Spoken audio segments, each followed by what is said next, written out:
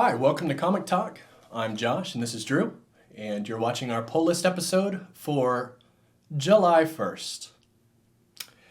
First off today, we'll be talking about Airboy number 2. This is by James Robinson and Greg Hinkle.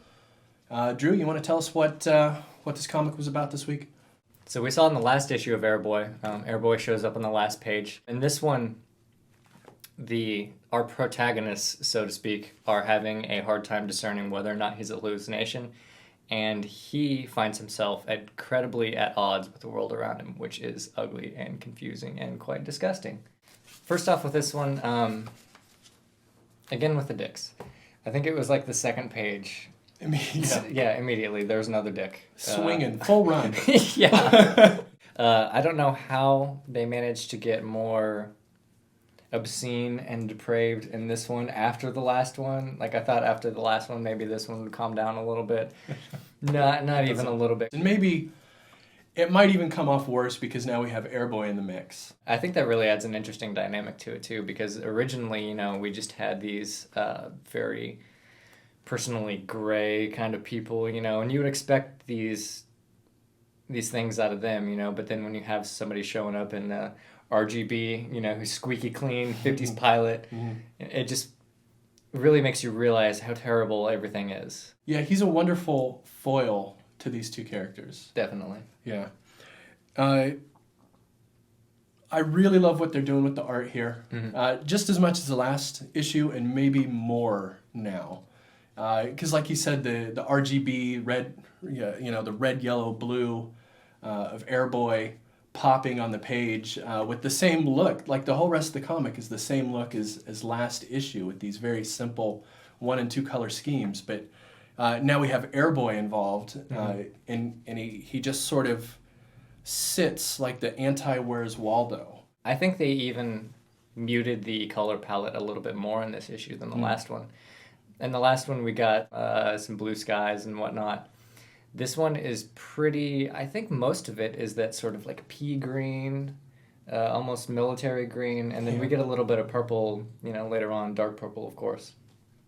But yeah, it really makes them pop. Every panel he's in, like, you just immediately see him. There's a beautiful page that's like a burnt sienna color as well, when they're in the bathroom scene, where they're getting tranny blowjobs. And I thought the fact that one page with that ridiculous context that's occurring being that different color, I'm constantly amazed with the thought that they put into these simple things, like these simple one color images, but yet somehow they can make that single color pop. And it's incredible how much he makes muted colors pop at that. You would never expect burnt sienna to really like catch your attention. Yeah. I mean, I think it is by definition one of those boring office colors. Not even like goldenrod exciting. All the colors are sort of intentionally boring and bland. Except for Airboy, of course. Except for Airboy. Yeah. I don't want to spoil it for the people watching, but another great twist ending. Just surprised me on the last page, like, again, and you'd think by now you'd be sort of jaded towards any sort of nonsensical happenings that might come up, but definitely didn't see it coming. Yeah, the interesting thing here is for the reader who might not have loved the first issue, maybe had thought it was a little too much of just this depravity and bar hopping and things of that nature. With this next twist, now they get something. Definitely. So for the 4 people out there that were depressed that Airboy didn't get as much glory as he should have, stay in there. Yes, stick with it. Pick up number 2. So about the writing, Drew, how'd you feel about the actual Robinson's use of dialogue and such here? And this is again coming off the heels of my big Bendis criticism. I didn't really miss narration in this. I didn't either. I thought the dialogue did a great job doing everything it really needed to. I mean, developing characters and exposition and whatnot. And, given they've sort of painted this world for themselves where they can say and do absolutely anything they want to do. They speak from the heart, it's totally in context. It doesn't feel alien or anything like that. Anything important they can reveal through dialogue, and it doesn't feel out of place. The clever thing here is that the dialogue is narrative because they are the narrators of the book. So when they speak in terms of themselves or why they're doing what they're doing, you're getting narrative because this is the writer.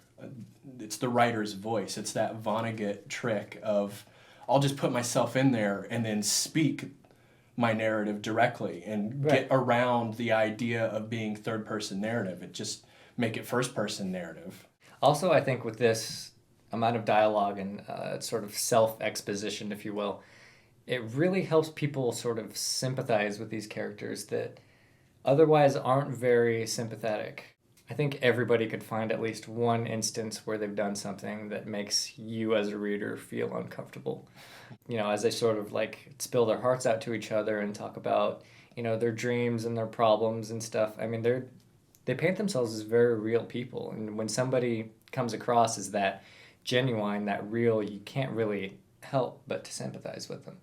Definitely. I think also we would be remiss not to talk about the blazon slam of DC that happens in here from an Image writer. It's very bold, I think, on Image's part to give him the leeway to do that, but that's sort of what Image is now, right? That's sort of what they're becoming known for, is giving creators the leeway to do whatever they want in their books. Right. So I wonder going forward, what else we're gonna see of this, because Robinson now, I believe, is gonna start writing for Marvel. I'll be interested to see in what else he has to say if he keeps pushing this angle of sort of criticizing people that he's currently working for, or if it's just DC that's gonna get his scorn. It'll also be interesting if they try to fire back. Yeah. If anything. Your move, DC. Do something. Bring it. So that brings us to the next title, which is a perfect segue here for us because this is a small indie title. This is a Boom title, which Boom Studios, not very well known. They're doing some interesting stuff now. So this is Big Trouble in Little China, number 12. We finally got it. I'm so happy. This is written by Powell with the story by Carpenter himself. Yes. We have a Chirila on art, who I'm not familiar with, and we have Duarte doing the coloring, which I'm particularly fond of. So what's the rundown on Big Trouble? Previously, we had seen Jack Burton and Lopan get sent to the Hell of No Return. Very typical of a John Carpenter story, though. There is a way to return. Jack Burton and Lopan are both trying to find their way to escape.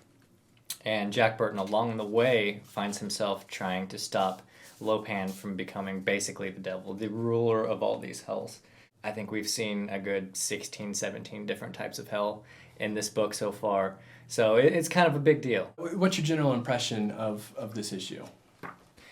You could ask me that question about anyone in the series, and I think they have all been just hits. I mean, I would say some of them are A++, whereas most of them are A+. This one I'd give maybe A+.5. It's not my absolute favorite issue, but I had a fantastic time. So one of my favorite things about this title is just the utter randomness. So what was your favorite, just absolute random humor moment of this book? Does the size of his chin count? Yes. It does? Okay, Yes. Then that's my answer. The size of his chin. I think when you were reading it, you actually mentioned that his chin seems to get bigger every issue. Yeah, I'm almost convinced that this is like an inside joke that I'm slowly becoming privy to, but it does seem like his chin gets a little bit more vast in every issue. Well, I'm convinced his chin gets bigger throughout the issue. Oh, throughout the issue? Yes. Maybe as he reaches his fate, his chin, like Pinocchio, grows with his strength. I don't know. Maybe.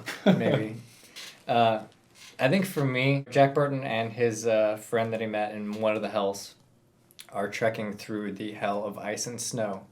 And the first panel that shows them in the hell of ice and snow, there's, not even in the background, in the foreground, there's a pug.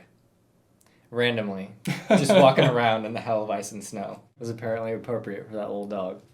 So for me, what really sells this book is the humor of the writing. Mm-hmm. I really love Powell's ability to turn a phrase and just really wring out the humor from not a lot of dialogue. In one panel, Jack is described as, I've written it down here, he has the luck of the righteous fool. Yeah. Right? These little turns of phrase that I think are just brilliantly constructed. There was 2, maybe 3 pages where they had this recurring joke about somebody was supposed to get beer.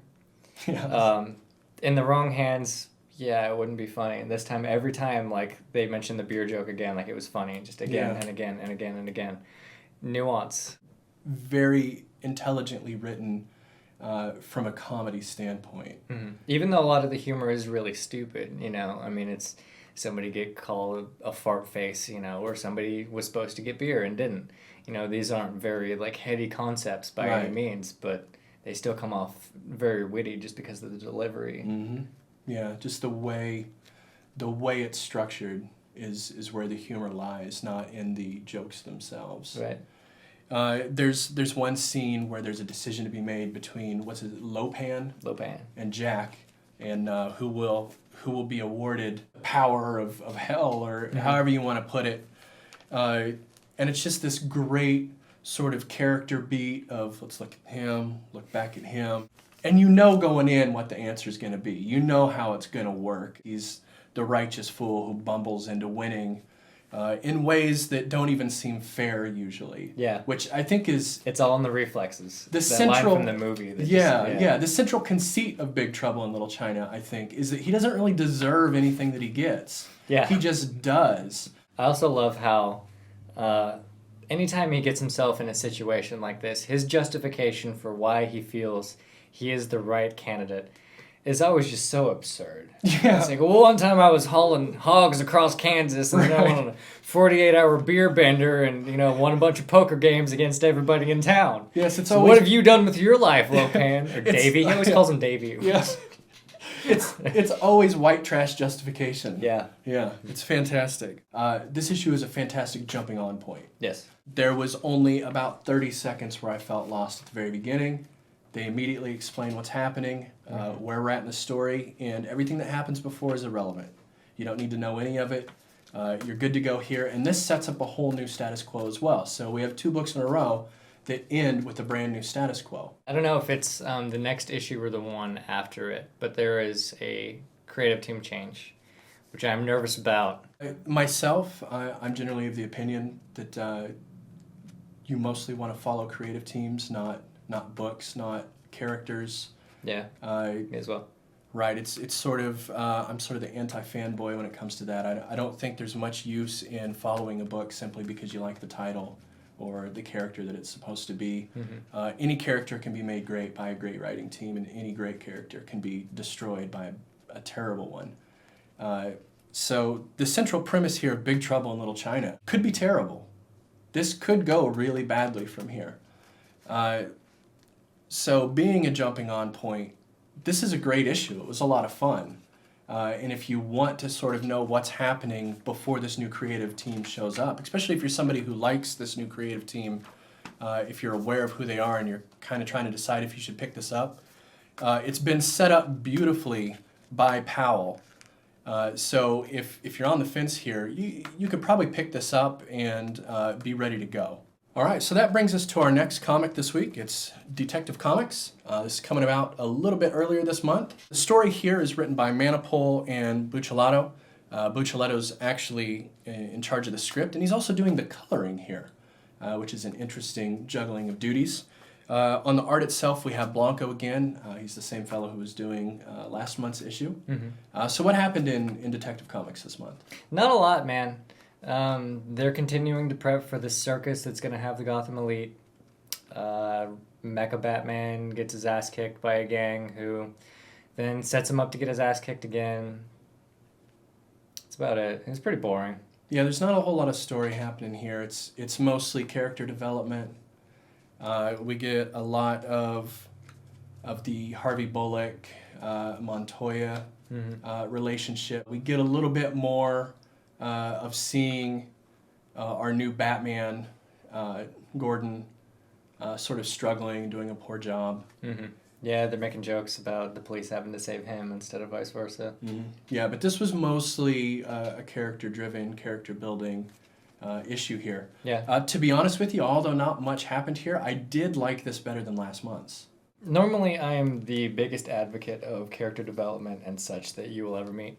That's generally why I read books. I still thought it was boring. It did have some moments of clarity, some things where I felt like they're continuing to move in the right direction. I do like this idea of character building these specific characters in the way that they're building them as well. Mm-hmm. I think there's an interesting mystery here happening with Yep. who's on which side. Mm-hmm. Is it Montoya that's straddling the line here, or is it Yip? They sort of question who Harvey's loyalties should be with. Mm-hmm. They do a good job of building some more with Harvey as well. And then on the art side, I felt like there were some moments in here where it's starting to get an identity. We're moving a little bit away from the standard DC style with the clean lines, Jim Lee look. We see one image where Harvey is out on his stoop, out on the front stoop, talking with Jim, and he's in his boxers. He's got his boxers, a wife beater, and then his like detective coat and hat. Yeah, and a beer. And a beer. Yeah. And, and it's like midnight. And it's just drawn loosely, and it looks like he's having fun with the art. Looks like he's trying to make it sort of sloppy and Harvey Bullock-esque. I think maybe I overlooked them because I was just so frustrated with the issue in general. It has taken a step toward being the more intellectual sort of Batman title, really focusing on dialogue and mystery and slow builds and stuff like that. But that being said, it was a really fast read. Yeah. So it's almost like they're trying to make it slower and more introspective and stuff, but still maintain the pace of, like some Jeff Johns Batman, where you're just like punching people on every page. And you can't have it both ways. Yeah. And I think it really failed to meet either standard. Because agree. It's not a good action comic, and it's no Brubaker. Yeah, it's got too much sort of cheesy action elements to really draw you into a gritty detective story at the same time. I feel like in the background, I think they're trying to slow burn maybe a little too much. Maybe they need to feed you just a little bit more so we can see that there's some intrigue. Mm-hmm. I almost feel like the slow burn feels almost like maybe they just don't know what they're doing with it. And I'm not saying that that's the truth. That's what's actually happening here, but that's the way it makes it feel. It kind of feels that way. Yeah. I don't know what they're doing. I don't know if this is, their editors being up their ass and trying to pull them in too many directions, or if this is them just not really knowing what to do with a more slow intellectual kind of thing. But either way, I think it missed whatever mark it was trying for. I agree. The last thing I do have to say is Jim Gordon Batman when he's not in the robo suit. Mm-hmm. He looks awesome. Yeah. I really dig the look. I like the style of it. It almost reminds me of Batman Beyond. Here is our Jim Gordon as Batman. Yeah, it's pretty cool. It's cooler than the suit. So By far. It's like, please just get out of the robo suit and run around Right. in your Batman spandex outfit. You look like a badass, Jim. please go back to the spandex. You look like more of a man in spandex. It's just all there is to it. Sorry. All right, well, next up, that brings us to Giant Size Little Marvel, Avengers vs. X-Men. This is a Scotty Young book. He does the art and the writing. We also have Bolio. I like Bolio. I'm certain it's wrong, but it's my favorite version. What's the story here? The story here is that there is a dodgeball game and some new kids and conflict. It's pretty deep. It is a deep book. This is very shallow in the best way possible. Just like last issue, it's absolutely hilarious. Yeah, there's physical humor, there's humorous dialogue. It's adorable. Yeah. It's super cute. Yeah. If I did have kids, or had children in my life in some way, I would sit them down and force them to read this. It's fantastic. At the same time, I'll try to force this down the throat of any adult I know that wants to read comics too. Definitely. So in this one, we see some more expanding of the AVX universe. We see some new characters pop up. So what was your favorite cameo? I don't know if we had Ghost Rider last time. I don't think we did, but it was a good one. It was pretty great. I actually, I like to write down quotes if you Oh, I haven't wrote that one noticed. down too. Xavier said I shouldn't be exacting revenge during social studies. Yes. I also liked when they're trying to woo the new kids. Or I guess Captain America must have had The A phone. Yeah. had the A phone because Cyclops counters with, "Well, we got free bamfs." Yeah. Right? Nightcrawler's like, "I'm not okay with this." It's fantastic stuff. Just so silly and irreverent, but I think, you know what makes it funny though? Trying to explain it isn't that funny. What makes it so funny is Scotty Young's artwork. Just the expression that he gives his characters, the sort of lighthearted fun that he puts into this stuff is really, I think, where most of the comedy ends up coming from. The jokes are neither here nor there until they're illustrated, I think. And I also think, a lot of the stuff we bring up is very referential of other things within the comic book mythos, universe, whatever you want to say. That being said, I think even if I didn't know who Ghost Rider was and I saw that bit about Xavier said no exacting revenge in class, I would have laughed. Yeah. I don't think even for somebody that's sort of on the fringe of comic culture, not exposed to it at all, would have any problem understanding the humor in this. Yeah, and it might even draw you in and teach you a little bit about some of the lesser known characters, because this does focus a lot on characters that are well known in the movieverse. We get a lot of, it's Avengers and X-Men, the two probably most famous groups of comic book movie heroes, aside from Batman and Superman. Yeah, Justice League hasn't come out yet, so until then they're the most famous. Yeah, especially for younger readers. These are the people that they associate with. So even somebody who's not really familiar with comics in general could probably glean a lot about comics from reading this and still really enjoy this title. There's actually some pretty cool art chops in here too, with the Sentinel. Yeah. And the helicarrier in the sky, and there's all the craziness happening. It's actually legitimately pretty cool artwork. Yeah, it's drawn really well, which you don't expect, at that point in the book, because it's, it's very light and cartoony and stuff. And not to say that it's not well done, cartoony and stuff like that, but you don't normally associate great amounts of detail, with these sort of adjectives. But he does have some artist chops. Yeah, the way it pops off the page is pretty impressive. And that's actually, I would say that's a good way to describe a lot of the art in here. It really pops. You really feel like the characters are bang on the page for you, It does wonders for creating contrast and such as well.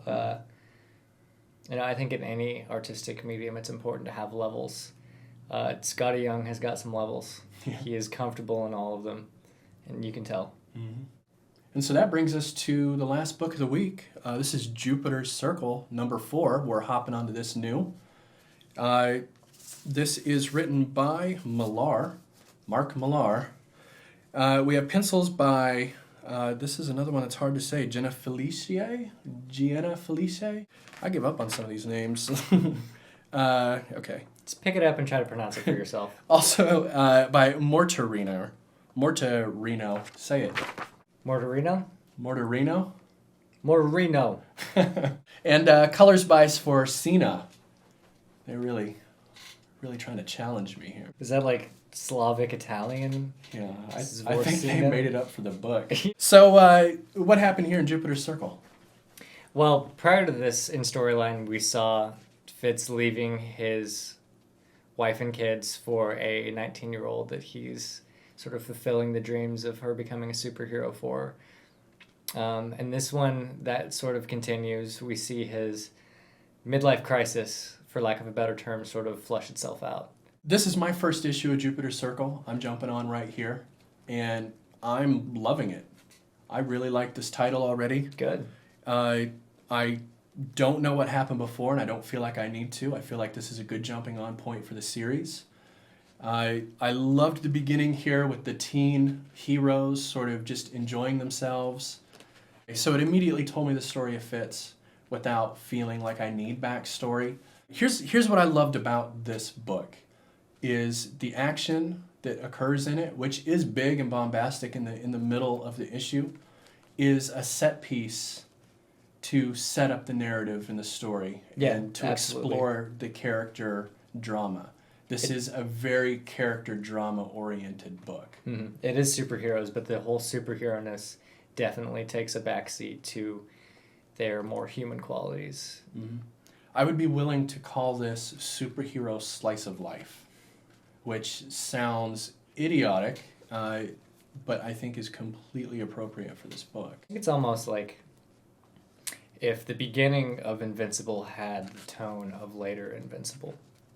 Yeah, okay. I feel like these are all characters that I can invest some time in and get interested in.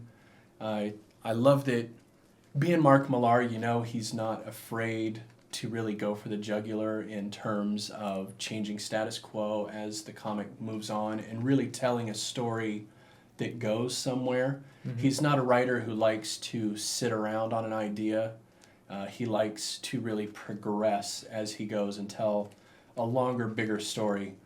And you definitely see that happening here. I don't know how the first 3 issues of this comic went, but mm-hmm. this is many issues worth of things occurring in a lot of superhero worlds. Definitely. All happening in this one issue. Again, come back to Detective Comics, where they're still working on securing this circus that's going to happen. And yeah, about 9 times as much happens in this issue. Mm-hmm. That being said, I think the exposition and dialogue are better. Here? Yes. Yeah, absolutely. In Jupiter Circle. Mm-hmm. I completely agree. Like I always say, I'm always on the fence with Millar. I think this is a winner. Mm-hmm. I think this is one of his better things that I've read in a while that he's done. I haven't been impressed with a lot of his work lately, but this one I feel like he's really hitting on all cylinders here. This mm-hmm. is cool work. It's different. I feel like it's a real breath of fresh air in the superhero genre. And I don't know if there are elements of this that are semi-autobiographical to some degree, but I think he really nailed the girl that Fitz is seeing, her sort of reaction to all the things that are happening. Because early in the issue, we see her very confident, like, he's worried that she's going to leave him for somebody else, because he's old. She's like the half of his age. And she's like, no, don't say that. Like, I'm, making an adult decision here. Like, I want to be with you for the rest of both of our lives. After some very adult situations happen, she finds herself absolutely not knowing what to do. Not equipped, not equipped at all, yeah. And not ashamed to say so. Mm-hmm. Just absolutely crying and beside herself, like absolutely no idea what to do. And that depiction, it was so real. Yeah, the tastefulness is something I haven't seen from Millar before. This is the most tasteful piece of work I've seen him do. Yeah, you don't usually equate those two things. No, it's a really tasteful Millar book. Right, yeah. Yeah, it's definitely a departure, and it's a very welcome departure in my mind. Mm. What'd you think of the artwork? I loved the artwork. Me too. I thought it was clean and suited the story because so it's set kind of like in the 50s, maybe early 60s. And I'll tell you, I love the character design. This is some of the best new character design I've seen in quite a while. I love all of the superhero outfits.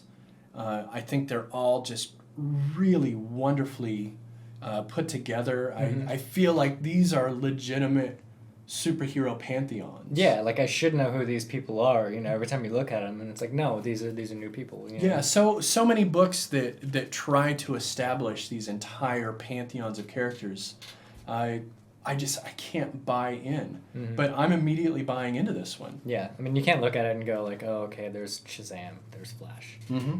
Yeah. One of my favorite parts about this book, and it's totally off topic, but what did he call himself? It wasn't satanic, it was like Luciferianism. Luciferian Liberace was I I don't know how that's going to tie in, but it was hilarious and amazing. I don't even know if it's going to have impact beyond, what we saw there, but it was absurd and it made me laugh and I liked it. Yeah, it was probably the most Millar moment in that it was just sort of egregious. It was an odd choice, let's put it that way. You can tell he just had a clever idea and said, you know what, I'm going to put this in the book. She's going to get hit on by Liberace and he's going to freak out about it. Yeah.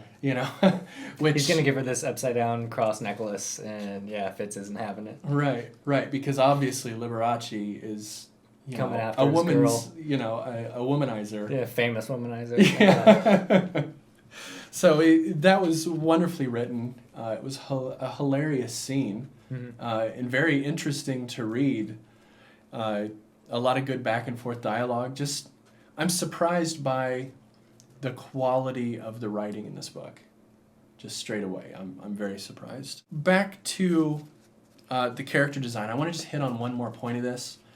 That I love the overall styling in how these characters are portrayed. It reminds me of Frank Quietly's work. I love these sort of properly fitting clothes. That attention to detail is probably more than anything what sells the art of this entire book for me, is just the way this guy draws clothing. Very powerful moment that I hope we see sort of escalate or come to fruition in some regard is, again, Fitz leaves his family for this girl. His son is developing superpowers. His son immediately decides that he wants to use them to kill his dad. Yeah. Yeah, this is where I worry that, honestly, the Mark Millar that I know and dislike is going to come back in. I think it's a great setup. It could be a wonderful story, or it could derail the entire thing. I'm not sure if I'm with you on my excitement for that bit of it. That was probably my least favorite part of this whole issue. Really? Yeah. Yeah, I could have done without it. See, I think maybe because I've read some of the back issues, but one thing that really stood out to me and I didn't really like about the last one was when he was explaining to his wife how he was going to leave her for this 19-year-old girl. Like, sure, she was making fun of him, but overall she seemed relatively okay with it, which is just strange. I mean, normally you expect this sort of knockdown, drag-out fight, and when you don't get that, it was just odd. And now seeing some sort of residual conflict come out from that, I'm very excited for it. It's not that he dropped the ball, it's just that it's a curveball. Somebody else caught it. Okay, yeah. Yeah. Sure. I'd still give it an A. I think it was a good book this week. I would too. This is, if this was any other week, this would probably be my top pick of the week. So this week we originally intended on covering the new Brian K. Vaughan book called We Stand on Guard. In the poll review, I vouched for it very strongly, if for no other reason than Bret Hart. So we tried to get it today, and apparently, basically as soon as the doors opened on the comic shop, it was sold out. And that fucking pisses me off. And this is why. If the doors opened and it flooded with hundreds, even 20s of readers who just couldn't wait to get their hands on it and see what it was all about and, appreciate it for what it was, I'd be fine with it. The doors open and a good 3 or 4 neckbeards came in and grabbed a stack of like 7 of them, and fucking 6 of them are probably sitting on fucking eBay right now, if not 7. And it's fucking bullshit, dude. If you want to make money with comics, go open a fucking comic shop. You can't just go and pick the winners and expect that to get you out of your mom's basement. It's frustrating. These people that do this, they are shooting themselves in the foot. They're shooting all of us in the foot. Yeah. When we do get a hold of We Stand on Guard, we will review it on that week. So keep an eye, and we'll let you know what we think when we get to it. All right, that's it for our pull list review of July 1st. Make sure to come back Friday. We will have our first bargain bin episode where we discuss Ed Brubaker's Catwoman. So good. from 2002. It's awesome. We'll go into detail on it. We'll tell you exactly which issues to pick up. You'll be able to get it for under $15. So if you're looking for an awesome bargain, check us out Friday. Next Wednesday, we'll be back for another pull list review. So tune in. Like, subscribe, and comment down below. Thanks. Bye now.